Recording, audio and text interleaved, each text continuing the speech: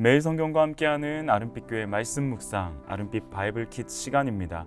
2023년 6월 9일 금요일, 오늘 함께 묵상할 본문은 로마서 7장 14절에서 25절 말씀입니다. 오늘 본문에서 함께 주목하고자 하는 말씀은 로마서 7장 21절부터 25절까지의 말씀입니다. 그러므로 내가 한 법을 깨달았노니 곧 선을 행하기 원하는 나에게 악이 함께 있는 것이로다. 내 속사람으로는 하나님의 법을 즐거워하되 내 지체 속에서 한 다른 법이 내 마음의 법과 싸워 내 지체 속에 있는 죄의 법으로 나를 사로잡는 것을 보는도다. 오호라, 나는 곤고한 사람이로다. 이 사망의 몸에서 누가 나를 건져내랴. 우리 주 예수 그리스도로 말미암아 하나님께 감사하리로다. 그런즉 내 자신이 마음으로는 하나님의 법을, 육신으로는 죄의 법을 섬기노라.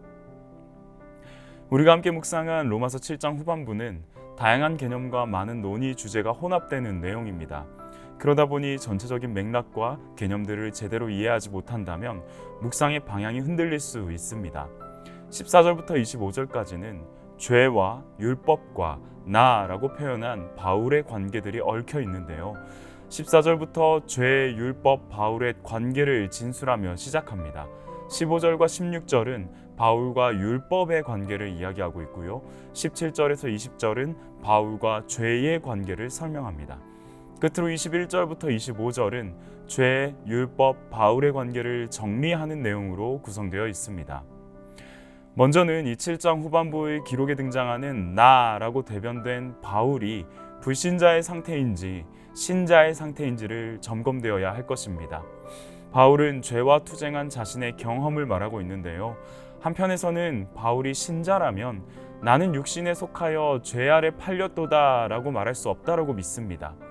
그래서 오랜 시간 동안 많은 사람들은 바울이 회심하기 전에 자신에 대해 말하고 있다고 결론 내렸습니다. 하지만 본문은 바울이 그리스도인으로서 현재의 자기 삶에 대해 말하고 있는데요.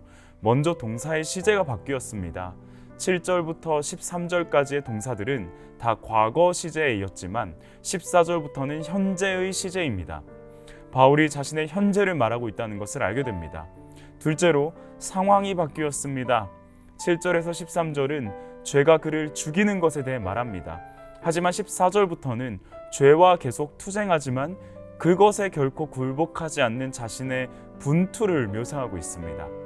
셋째로 죄가 그의 속에서 작용하고 있음에도 불구하고 바울은 하나님의 법을 즐거워합니다. 22절에 내 속사람으로는 하나님의 법을 즐거워한다 라고 기록되어 있죠. 불신자는 결코 하나님의 법을 즐거워할 수 없기에 이 구절은 신자의 말이라는 강력한 논리적 증거가 됩니다. 끝으로 바울은 자신이 구원받지 못한 죄인이라고 인정합니다. 그러나 불신자는 자신이 구원받지 못한 것과 스스로 구원하지 못할 만큼 죄에 물들어 있다는 사실을 인지하지 못합니다. 이러한 증거들을 통하여 7장 후반부의 화자로서 바울의 신자의 상태임을 설정하고서 말씀을 봅시다. 바울은 회심한 사람이라면 누구나 겪는 내면의 분투를 14절부터 17절까지 해서 펼쳐 보인 다음 18절부터 20절에서 반복을 하고 있고 22절과 23절에서 요약합니다. 회심한 그리스도인은 누구나 정체성의 변화를 겪습니다. 아직도 내 안에 강력한 죄가 존재하지만 그것이 더는 나의 인격과 인생을 장악하지 못하기 때문입니다. 이제 죄를 짓는 것은 나의 가장 깊은 자기 이해와 충돌하는 것임을 인지하기에 혼란스러울 수밖에 없습니다. 특히 14절에서 나는 육신에 속하여 죄 아래 팔렸도다 라고 말하면서 바울은 자신의 분투를 처절하게 드러냅니다. 그리스도인일지라도 스스로의 힘으로는 율법을 지킬 수 없다고 강조하는 장면입니다. 여기서 바울은 우리에게 경고와 놀라운 위로를 동시에 주고 있습니다. 첫째로 죄를 더 이상 짓지 않을 정도로 성숙한 그리스도인은 이제껏 아무도 없다고 충고합니다. 우리 자신을 죄 너머에 있다고 인식하거나 혹은 상당히 괜찮은 그리스도인이다라고 느낀다면 우리는 자신을 속이고 있는 것입니다. 더 성숙하고 영적으로 분별력이 생길수록 자신이 경건하지 않다고 느끼는 것이 당연합니다. 둘째로 어느 누구도 죄와 싸우지 않을 만큼 성숙하지 않았다고 충고합니다. 이 단락은 우리에게 큰 위로를 주는데요. 많은 그리스도인들이 죄와 힘겹게 싸우면서 자신을 끔찍한 사람이나 매우 악하고 미성숙한 사람이라고 자책합니다. 하지만 로마서 7장은 죄의 유혹을 받고 죄와 싸우는 것, 더욱이 죄에게 패하는 것조차도 성장하고 있는 그리스도인에게 있을 수 있는 일이라며 우리를 격려하고 있습니다. 하나님의 법을 올바르게 읽고 우리 자신의 삶을 정직하게 들여다본다면 오호라 나는 곤고하다 라고 결론 내릴 수밖에 없을 것입니다.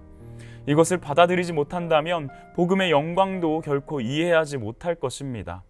우리가 우리 자신의 비참함에 대해 진정으로 부르짖을 때만이 자신으로부터 눈을 돌려 하나님이 하신 일에서 소망과 해방을 보게 되기 때문입니다. 사랑하는 아름빛 교회 성도 여러분, 그리스도인이요 하나님의 사람으로 신분이 변화된 저와 여러분은 여전히 곤고합니다. 하지만 기억합시다. 하나님은 곤고하지 않으십니다.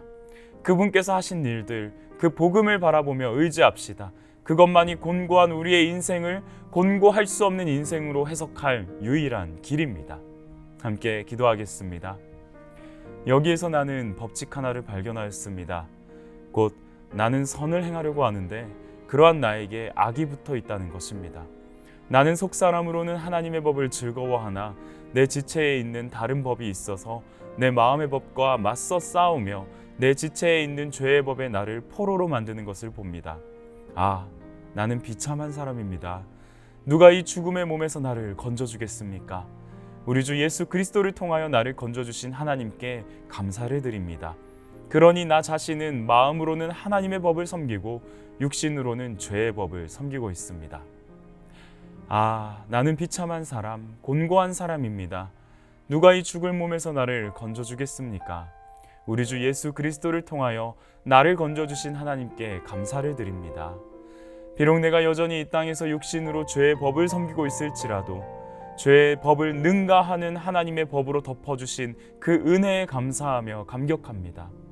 스스로 괜찮아 보인다고 착각하는 늪에 빠지지 않게 하시고 비참과 좌절에만 허우적대며 하나님의 은혜를 등한시하지 않도록 도와주옵소서. 감사드리며 예수님의 이름으로 기도합니다. 아멘.